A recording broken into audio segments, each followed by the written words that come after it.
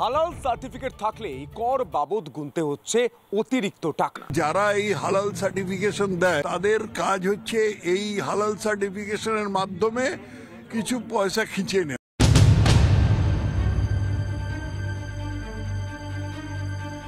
হালাল নিয়ে এবার বিতর্ক পৌঁছে গেল সুপ্রিম কোর্টে। হিন্দু সহ অন্যান্যদের মতে কেন বেশি দাম দিয়ে পণ্য কিনতে হবে? শুধু খাবার নয়, সিমেন্ট থেকে শুরু করে মোবাইল পর্যন্ত কিনতে হচ্ছে বেশি দাম দিয়ে।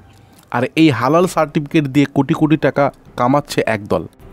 হালাল নিয়ে বিতর্ক এবারে পৌঁছে গেল সুপ্রিম কোর্টেও। কেন হালাল সার্টিফিকেশনের জন্য বেশি দাম দিয়ে পণ্য কিনতে হবে হিন্দু সহ অন্যান্য অমুসলিম জনতাকে?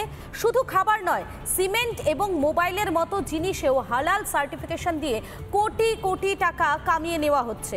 এখানে আপনাদেরকে বলি, হোয়াট ইজ হালাল? হালাল কি? হালাল একটি আরবি শব্দ যার অর্থ বৈধ।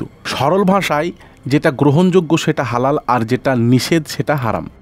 ইসলাম ধর্ম অনুযায়ী হালাল মানে হচ্ছে যে সাধারণত কোনো পশুকে কেটে বা তার মাংস গ্রহণ করার সঠিক পদ্ধতি হচ্ছে হালাল। এবার অন্যদিকে আমরা যদি বলি হারাম কি, হারাম কি করলে এই প্রোডাক্টগুলো হারাম হবে, তাহলে সেখানেও ইসলামিক মতে এখানে 5টি আপনাদেরকে মত দিচ্ছি। এই 5টি জিনিস ইসলামে হারাম।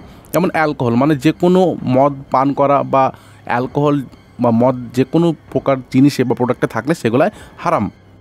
2 নম্বর, অ্যানিম্যাল ডাইং ইটসেলফ, মানে যে কোনো মৃত্যু পশুর মাংস খাওয়া ইসলামে হারাম।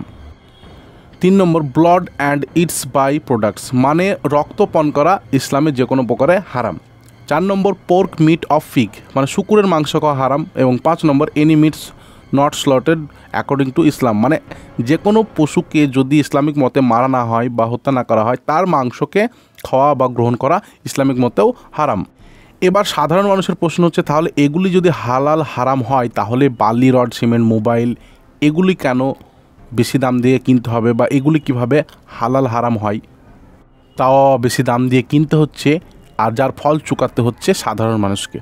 আর অনেকেই প্রশ্ন তুলছে যে এই হালাল সার্টিফিকেটটাকে নাকি বন্ধ করা হবে, কারণ কিছুদিন আগে উত্তরপ্রদেশে যোগী আদিত্যনাথ সরকার এই হালাল সার্টিফিকেটটি সম্পূর্ণভাবে বন্ধ করেছে। এবার চাইছে যে আমাদের পশ্চিমবাংলাতে এই হালাল সার্টিফিকেটটা বন্ধ হোক, কারণ নাকি সার্টিফিকেটের মাধ্যমে একদল কোটি কোটি বা লক্ষ লক্ষ টাকা আয় করছে। এবার আপনাদের প্রশ্ন আসতে পারে যে হালাল সার্টিফিকেট, হ্যাঁ হালাল সার্টিফিকেটটাও একটা বিষয় আছে। হালাল সার্টিফিকেটটা কীভাবে হয়, মানে কীভাবে বুঝবেন? যেমন আমরা যে কোনো প্রোডাক্ট কিনলে সেখানে আমরা সেই প্রোডাক্টের লোগো দেখি, বা যে কোনো আপনি ধরেন একটা আপনার সাধারণভাবে বলি যে আপনি কোনো কফি শপে গেলেন, সেখানে আইসক্রিম খাবেন, সেখানে সেই আইসক্রিমটা কীভাবে বুঝবেন যে হালাল হারাম? এর জন্য একটা সার্টিফিকেট দরকার হয়, সেটা হচ্ছে হালাল সার্টিফিকেট।